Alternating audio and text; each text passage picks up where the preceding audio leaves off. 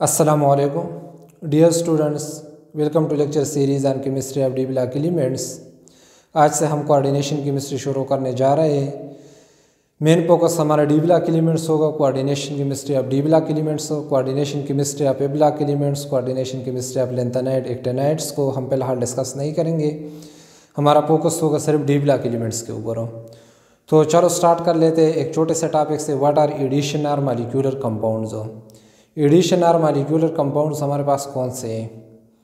Chemistry में कौन से कंपाउंड के लिए हम एडिशन और मॉलिक्यूलर कंपाउंड का लफ्ज़ यूज़ करते हैं? When solution of two simple stable salts, when solution of two or more than two simple stable salts are mix together in simple molecular proportion हो, तो इसके रिजल्ट में जो सॉल्यूशन हासिल होता है, अगर इससे सॉल्वेंट इवापोरेट करे तो जो न्यू क्रिस्टल बनता है, इनको हम कहते हैं एडिशन और मॉलिक्यूलर कंपाउंड हो।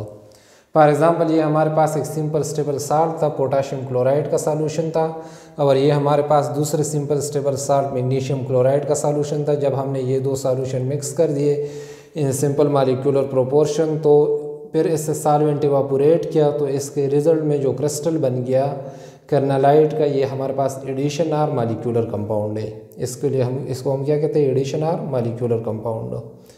इसी तरह अगर हम पोटाशियम सल्फेट और एल्यूमिनियम सल्फेट हो, इनके सॉल्यूशन को मिक्स करते हैं और फिर इससे सॉल्वेंट इवापोरेट करते हैं, तो इनके रिजल्ट में जो पोटाश एलम हो का न्यू क्रिस्टल बन जाता है, हासिल हो जाता है, इसको हम कहते हैं एडिशन और मॉलिक्यूलर कंपाउंड हो।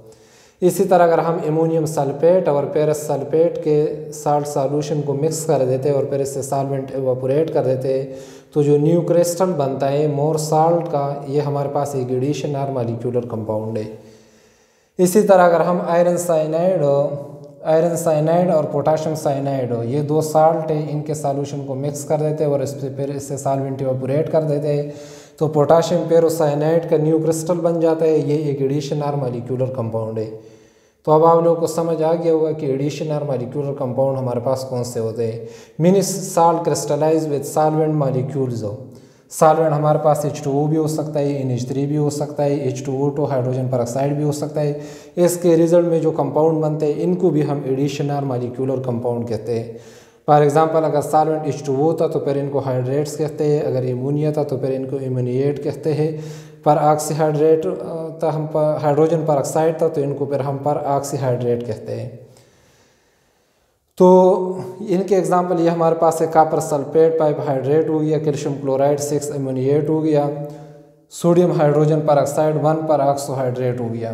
तो ये भी हमारे पास एडिशन या मॉलिक्यूलर कंपाउंड्स के एग्जांपल्स है। एडिशन या मॉलिक्यूलर कंपाउंड के एग्जांपल कुछ मैंने ये भी लिखी हुई है कि ये हमारे पास है टेट्रामीन कॉपर सल्फेट हो, या ये हमारे पास है हेक्साअमीन निकल क्लोराइड हो। तो ये भी एडिशन या मॉलिक्यूलर कंपाउंड के एग्जांपल्स है। तो एडिशन या मॉलिक्यूलर कंपाउंड तो आप लोग समझ हो गए कि कौन से कंपाउंड्स को हम केमिस्ट्री में कहते हैं, इनऑर्गेनिक केमिस्ट्री में। दूसरा हमारे पास है कि जो एडिशन कंपाउंड्स है, मॉलिक्यूलर कंपाउंड्स है, इनके दो टाइप्स हैं, इनको दो ग्रुप में क्लासिफाई किया गया है। पहले को हम कहते हैं डबल साल्ट और दूसरे को हम कहते हैं कोऑर्डिनेशन कंपाउंड या कॉम्प्लेक्स कंपाउंड। डबल साल्ट और कोऑर्डिनेशन कंपाउंड में क्या फ़र्क है? ये एग्ज़ाम पॉइंट ऑफ व्यू के लिहाज से भी अहम क्वेश्चन है कि डबल साल्ट और कोऑर्डिनेशन कंपाउंड में या कॉम्प्लेक्स कंपाउंड में क्या डिफरेंस है। पहला पॉइंट हो कि डबल साल्ट जो होता है ये भी सॉलिड स्टेट में स्टेबल होता है, कोऑर्डिनेशन कंपाउंड या कॉम्प्लेक्स कंपाउंड भी सॉलिड स्टेट में स्टेबल होता है। ये पॉइंट तो दोनों में सेम हो गया। Double salt give all its constituent ions been dissolved in water or any other ionic solvent हो। डबल साल्ट हमारे पास अपने सारे कंस्टिट्यूएंट आयन को प्रोड्यूस करता है अगर इनको पानी में डाल दे या किसी और आयनिक सॉल्वेंट में डिसॉल्व करे। लेकिन इसके बरअक्स जो कोऑर्डिनेशन कंपाउंड होता है या कॉम्प्लेक्स कंपाउंड होता है, it does not give all its constituent ions in water or any other ionic solvent. इसको जब आप लोग सॉल्वेंट में डिसॉल्व करते हैं तो ये अपने सारे कंस्टिट्यूएंट आयन को प्रोड्यूस नहीं करता। फॉर एग्जांपल इधर कर्नालाइट के केस को देखें, कर्नालाइट को जब हमने सॉल्वेंट में डाल दिया तो सॉल्यूशन में पोटाशियम इसमें नज़र आ रहा है, तो सॉल्यूशन में पोटाशियम आयन मौजूद था, क्लोराइड आयन भी मौजूद था, मैग्नीशियम आयन भी मौजूद था। लेकिन इधर हमें कॉपर नज़र आ रहा है, जब इनके सॉल्यूशन को हम देखते हैं तो उसमें कॉपर मौजूद ही नहीं होता, कॉपर आयन हमें सिर्फ सल्फेट आयन मिल जाता है। और कापर आयन हमें मिल जाता है एज कम्प्लेक्स आयन हो। कापर आयन हमें कम्प्लेक्स आयन की सूरत में मिल जाता है, इसी तरह हमें कापर आयन इसके सॉल्यूशन में नहीं मिलता। तो हम कहते हैं जो डबल साल्ट है it give all its constituent ions when dissolve in water or any other ionic solvent हो। बट जो हमारे पास कम्प्लेक्स कंपाउंड है या कोऑर्डिनेशन कंपाउंड है it does not give all its constituent ions when dissolve in solution हो। तो इस case में ये अपने सारे कंस्टिट्यूएंट आयन प्रोड्यूस हो नहीं करता। तीसरा पॉइंट हो the individual properties of constituent ion does not last. Double salt के केस में जो कंस्टिट्यूएंट आयन्स के इंडिविजुअल प्रॉपर्टीज़ होते हैं वो लाज नहीं होते। इसके सॉल्यूशन में पोटाशियम की प्रॉपर्टीज़ होगी, पोटाशियम कैटायन प्रेजेंट होता है, मैग्नीशियम की प्रॉपर्टीज़ भी है, मैग्नीशियम कैटायन भी प्रेजेंट है। क्लोराइड आयन के लिए इसका सॉल्यूशन टेस्ट करें, क्लोराइड आयन के लिए भी पॉजिटिव टेस्ट देगा, क्लोराइड आयन प्रेजेंट है। इधर हमारे पास the individual properties of some constituent ions last. इनमें कुछ कंस्टिट्यूएंट आयन्स के इंडिविजुअल प्रॉपर्टी लाज हो जाते हैं। फॉर एग्जांपल अगर इसके सॉल्यूशन को अगर आप लोग कापर के लिए टेस्ट करें तो उसमें कापर की प्रॉपर्टीज़ नहीं मिलेगी, क्योंकि कापर आयन मौजूद ही नहीं होता, ये एज अ कम्प्लेक्स आयन मौजूद होता है। सल्फेट आयन की प्रॉपर्टीज़ मिलेगी। तो इधर हमारे पास कुछ कंस्टिट्यूएंट आयन्स की प्रॉपर्टीज़ लाज हो जाते हैं।